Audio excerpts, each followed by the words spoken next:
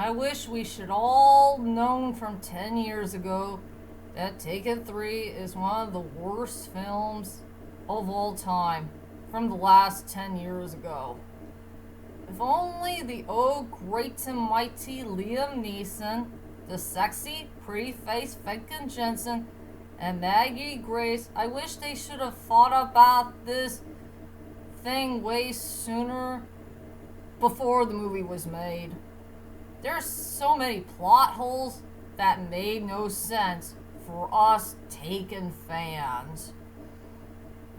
I mean, just a couple idiot plot holes that I wish it never existed.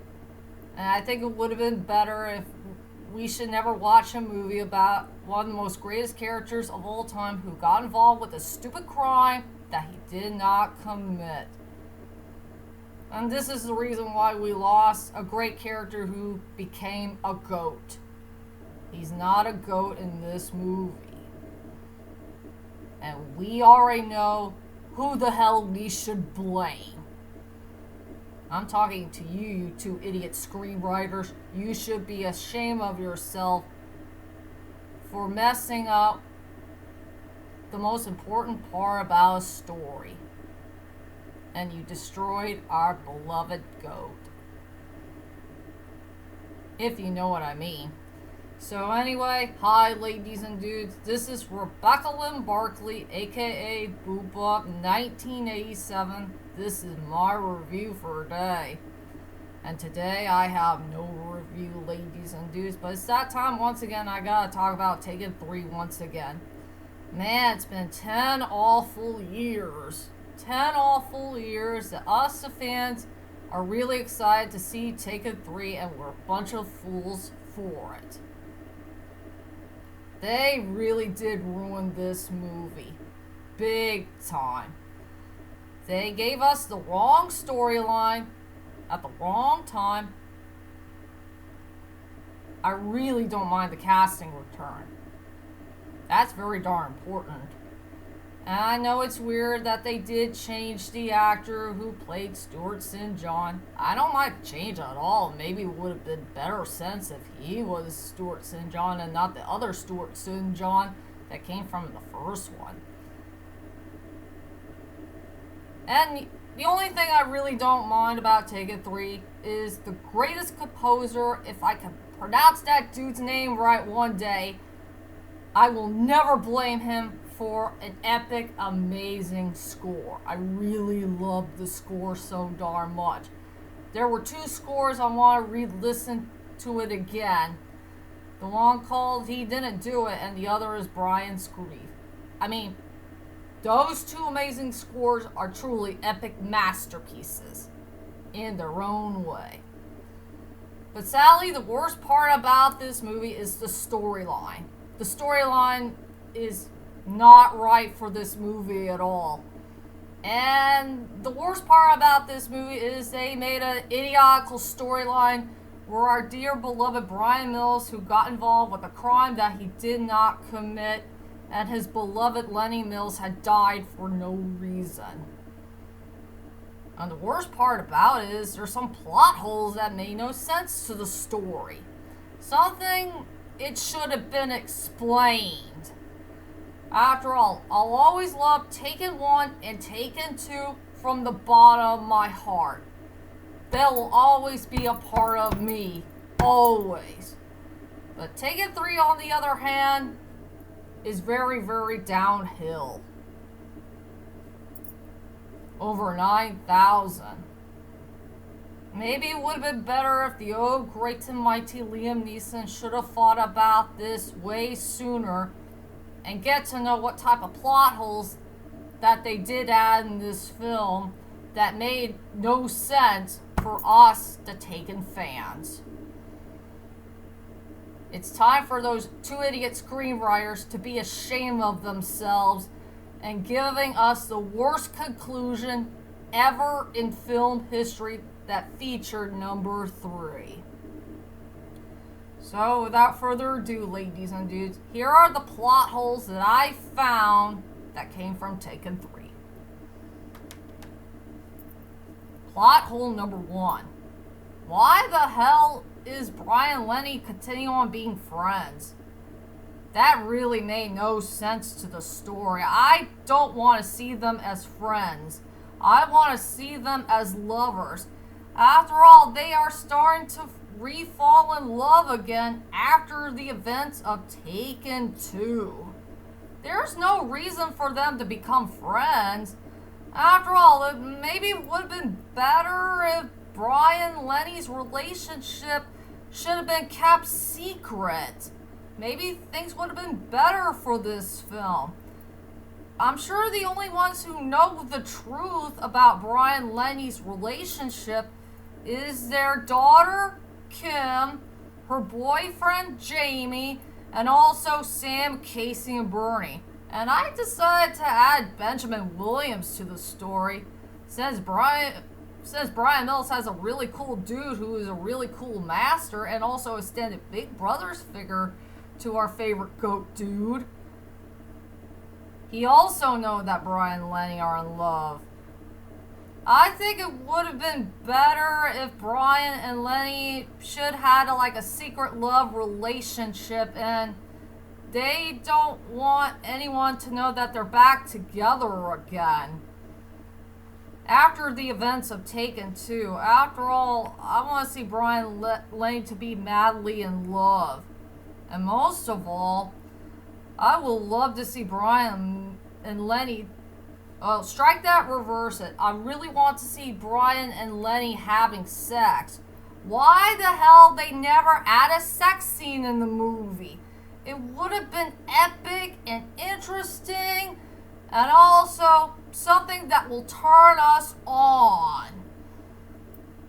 I mean, they should have thought about that instead of Brian and Lenny becoming friends. I think that won't make no sense to the story. After all, that's the first major plot hole I found with this movie. Seeing them continue on being friends. I just don't like that part at all. They are madly in love, and I'm very sure of it. The second major plot hole to the story. Why the hell is Brian... no. Strike that, reverse it again. I hate making mistakes on my own video, if you guys know me too well. Why the hell is Lenny and Kim still living with that no-good, low-class loser, Stuart St. John? It would have been better if, Kim and Lenny should have left Stuart for good. And maybe Lenny can finally divorce that low-class loser once and for all. After all, he's the one who left her in the first place. You know, after the events of Taken 2, or around during the time of Taken 2, it would have been better if they explain about the reason why that Lenny and Stuart St. John got separated in the first place. And I'm sure that Stuart St. John did something behind their backs. Something that us, the fans, don't know about.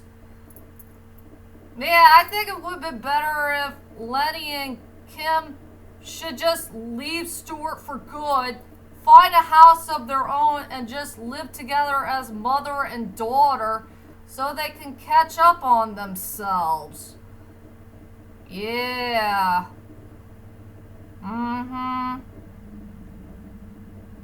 Maybe that way Lenny and Kim will never become prisoners to that place ever again for the rest of their lives. Then we got another plot hole. Another plot hole that makes no sense is why the hell is Lenny becoming part of Stuart St. John's business deal? I really do want to know if Stuart St. John should have told Lenny the truth that, something about working with the Russian people, and he's involved with some type of business deal we don't know of. And Lenny felt bad for marrying that no good creep for the last 8 or 9 years. Yeah. Stuart St. John is nothing but a low-class loser. And also, he's nothing but a bad sign to poor Lenny. It would have been better if she never married that creep at all and just go back to Brian, where she belongs. And most of all, where is the part where Lenny needs to redeem herself? Now, this is what Taken 3 should have been really about. It's all about Lenny's redemption. If I know her, she felt really, really bad for all the horrible things that she had done. You know, it's her fault in the first place that she betrayed Brian Mills and she hurted Kim. And she's been living in the darkness for way too long and she had no idea what to do, how to make her life better and find a way to set things right and all that important stuff. I really feel bad for Lenny. To tell you the truth is, I think this whole entire marriage with Stuart St. John was nothing but a lie. It has to be a lie. Stuart St. John was just using her for all this time and get involved with his dirty work.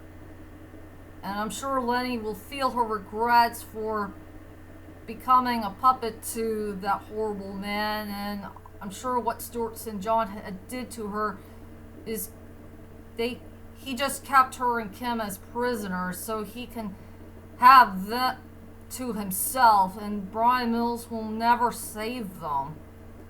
Oh yeah, that's the reason why Brian Mills is no longer a goat. They made him really dumb in this movie. Seriously, they made him dumb. He did not know that his beloved Lenny is in danger. He did not know that Stuart St. John is the one who kept her as a prisoner for all these years. He just trapped them. You know, Stuart St. John had really trapped him for 8 or 9 years, and this whole entire marriage thing is a lie. Maybe it would have been better if he should have found out the truth. That Stuart St. John is a bad sign and he needs to go after him right away and give him a piece of his mind. They really did destroy Brian Mills in this movie. And this is where he's no longer the GOAT. I wonder what the hell are those idiot screenwriters thinking during the time when they made this film. Or writing the film. I think it would have been better if Taken 3 should have been burned to the ground and maybe all of us can finally forget what this storyline is all about. Did any of you fans feel regrets for watching this movie and getting to know there's so many plot holes that made no sense for us fans? It would have been better if the old Grey and my Liam Neeson should have thought about this before the movie was made. And where the hell is the part that the story is all about family? Where's the part with the family part? It would have been better if Brian Mills needed to find a way to keep his family together as a whole and not a part where his family gets separated. Yeah, I think they should have thought about that before the movie was made. Yep, Taken 3 is a very big, giant plot hole film. And I think it's no right for us, the fans, to see a story about our favorite character getting involved with a crime that he did not commit. It would have been better if the storyline should have been about Lenny's redemption and get to know all the horrible things that she did wrong to her and to her beloved loved ones. And find out the truth that Stuart St. John is behind all this. And this whole entire marriage thing is a lie. For all this time. And maybe that way the Mills family will no longer be prisoners ever again. That's for sure. So that's my whole entire video for the day. Is I'm afraid Taken 3 is starting to become a plot hole movie. So, do you agree with me on this one, or you disagree on this one? And what type of plot holes that you found that was in the third film that gave us bad luck? Well, whichever it is, just leave a comment there and let me know. And I promise to all of you, I will do my brand new 5 list that nobody has never done before.